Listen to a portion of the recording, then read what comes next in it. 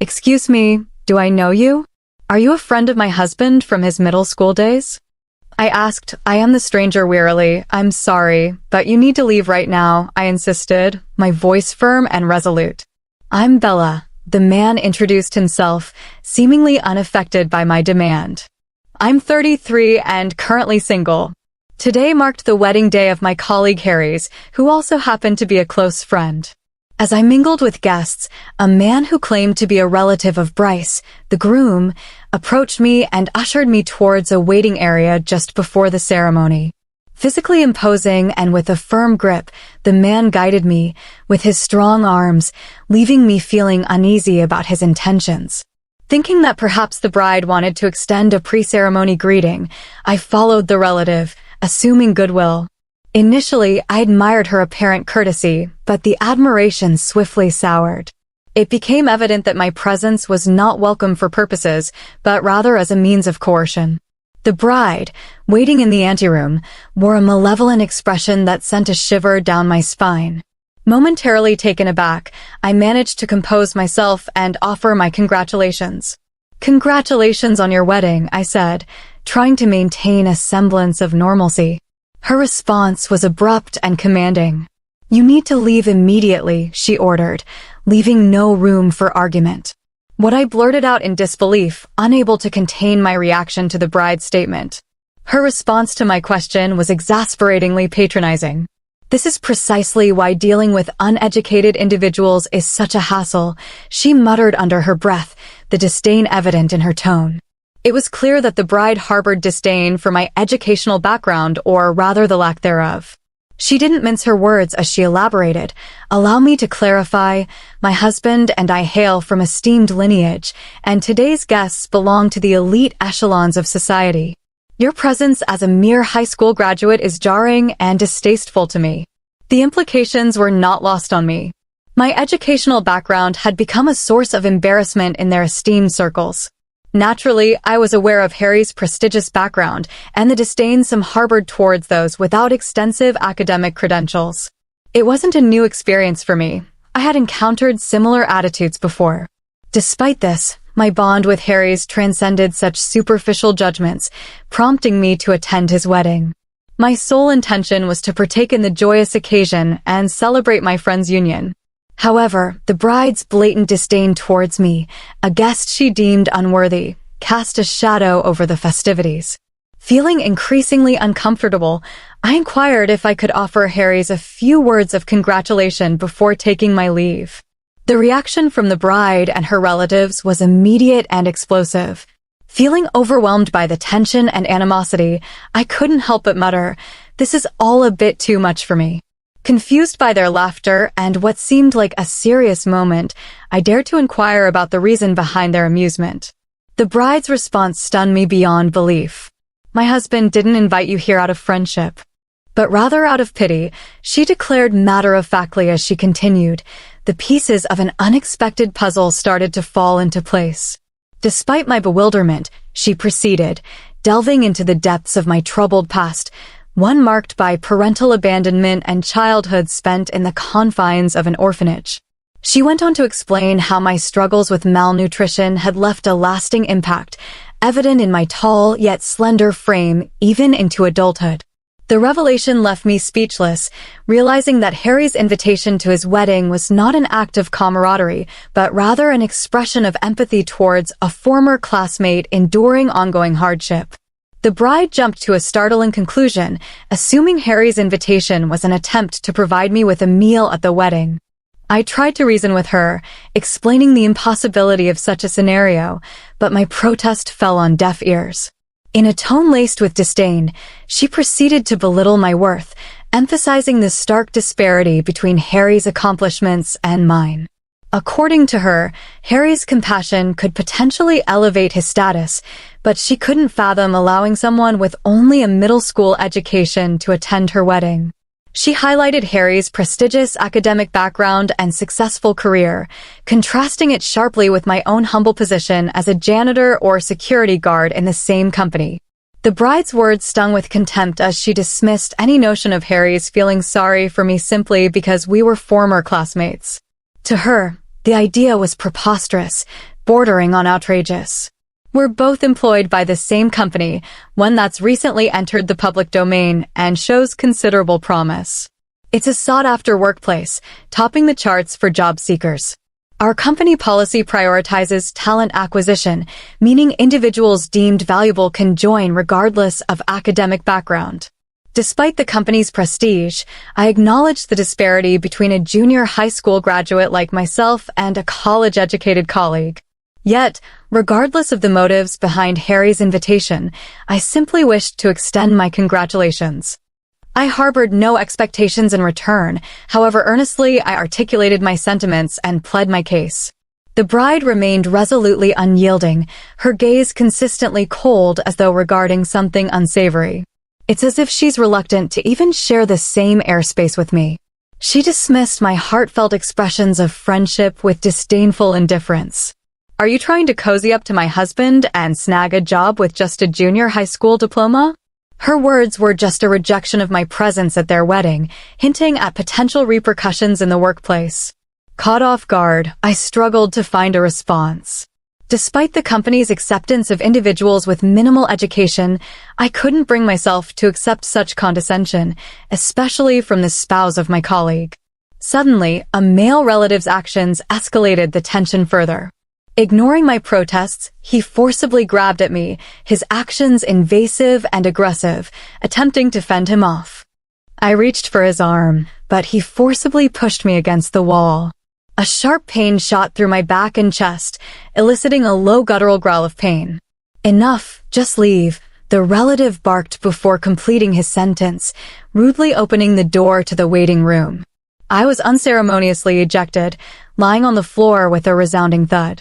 Despite the rough treatment, I resolved to carry on without offering my congratulations to Harry's, preferring not to risk being barred from the wedding altogether. I sought refuge in a nearby cafe, biding my time before rejoining the festivities with the other guests. As the wedding reception commenced, I settled into my seat, hoping to blend in unnoticed. However, the bride's penetrating gaze found me without uttering a word. Her lips moved silently, forming a single question directed at me. What are you doing here? The bride's expression shifted as the relative spotted me with determination. He lunged towards me, seizing my arm in an attempt to forcibly remove me. However, this time I wasn't going to be ejected so easily. Nearby attendees sprang to action, rallying around me, shielding me from the relative's grasp.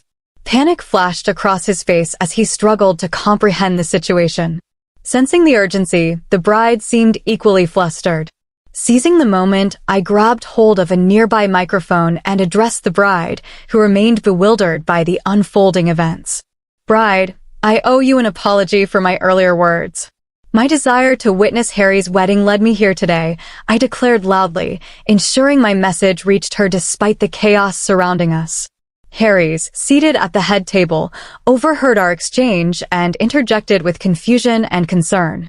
What's happening here? What's all this about? He demanded. The bride, visibly shaken by Harry's unexpected intrusion, responded in a tremulous voice, It's nothing. Just go back to your seat, Harry's.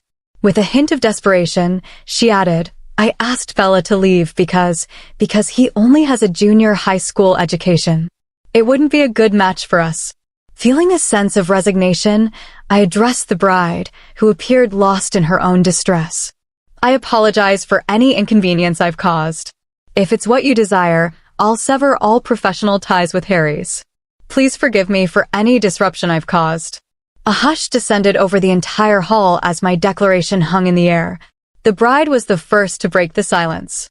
What's going on? Harry's voice quivered with confusion. What did you just say? Recognition dawned on Bella's face as he processed my words. That's correct. I am Bella, the president of our company, I affirmed, my tone steady. I may have only graduated from junior high school, but I founded a delivery company at the age of 16 with nothing but a bicycle. I transformed it into a major corporation over the span of a decade, and in response to changing consumer habits, we swiftly transitioned into a publicly traded entity. Harry's wasn't just a friend to me, he was a lifeline, a source of unwavering support when I needed it most.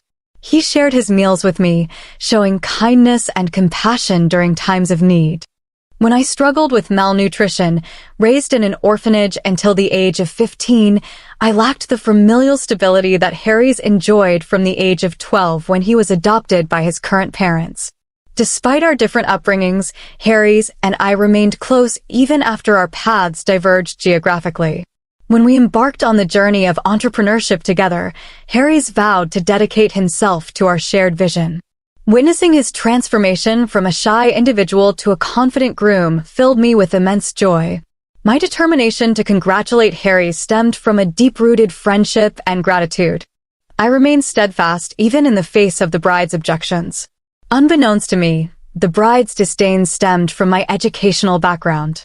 Yet, I was unaware that being a junior high school graduate didn't preclude me from holding a significant position within our company. The authority to terminate employees rested with me, a fact that the bride herself had acknowledged when she requested us to sever ties with Harry's. I gently assured her that I had complied with her wishes. In response, she uttered a cold remark confirming Harry's termination. The bride, previously frozen in shock, muttered disdainfully, "Fired. If you're such a failure, I have no use for you." Without hesitation, she renounced the marriage entirely, citing my lack of elite status and high income as deal breakers. It was a startling turn of events as she promptly called off the engagement with Harry's, who had just been dismissed from his job. The attendees erupted in uproar. Her abrupt declaration amidst the chaos shattered any semblance of our previously amicable relationship. Accusations flew as she labeled the situation a marriage scam, demanding compensation from Harry's for the broken engagement. Harry's revulsion was palpable. In the midst of the chaos, quietly, I reached out and tapped the bride on the shoulder. As she continued to raise her voice, leaning in, I whispered, "You might want to start saving up for alimony payments." With that, I initiated a video playback on the projector, revealing footage captured by a phone I had strategically left recording in the bride's waiting room. The recording inadvertently triggered when a male relative manhandled me, potentially holding crucial evidence of my injury as I was pushed against the wall. The phone fell, continuing to record. What it captured was damning: the bride's indiscretion with the same male relative in the waiting room as the ceremony commenced. I retraced my steps to the waiting room in search of the phone I suspected I had dropped. To my relief, I discovered it nestled in a corner, untouched. However, the shock of what I witnessed upon playing back the recording left me reeling. Witnessing such deceitful behavior on what should have been a sacred occasion shook me to the core. It was difficult to comprehend how anyone could stoop to such lows, driven by a sense of moral obligation. I immediately sought out Harry's to disclose the damning evidence. The revelation of the bride's true nature sparked a fiery reaction from Harry's relatives, who unleashed their fury upon the bride's family.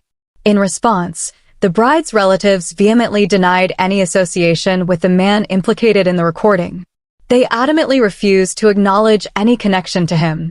It later emerged that the man accompanying the bride was nothing more than an unfaithful partner. Despite his charming demeanor, he was essentially a freeloader, lacking any meaningful employment. The bride, yearning for a life of prestige and sophistication within an educated family, sought to elevate her status by securing a marriage with Harry's, a gentle and unassuming man. Her intentions were revealed to be far from genuine, painting her in a negative light. In contrast, Harry's, dedicated to his studies and somewhat naive in matters of love, possessed a trusting nature that left him vulnerable to manipulation. Ultimately, I'm grateful that my humble education allowed me to see through the deceitful intentions of those involved. Never did I anticipate that my educational background would prove valuable in such a manner. The deceitful bride faced the consequences of her actions, being ordered to pay a hefty sum of $5 million for wedding expenses and an additional $3 million for terminating the engagement, accumulating the staggering debt of $8 million. As a result of the humiliation she endured, she found herself isolated from her family. Her unfaithful partner, alarmed by the overwhelming debt, fled the scene, leaving her to face the repercussions alone. With her once enviable life now in shambles, the bride was forced into a solitary existence, residing in her rundown apartment and toiling tirelessly day and night in a desperate attempt to repay her debts. The arrival of the deceitful woman inadvertently strengthened the bond between Harry's and me, fostering a deeper friendship as we navigated through the ordeal. Meanwhile, our company experienced a period of rapid and steady growth. Observing Harry's enduring desire for marriage, I contemplated accompanying him to a matchmaking event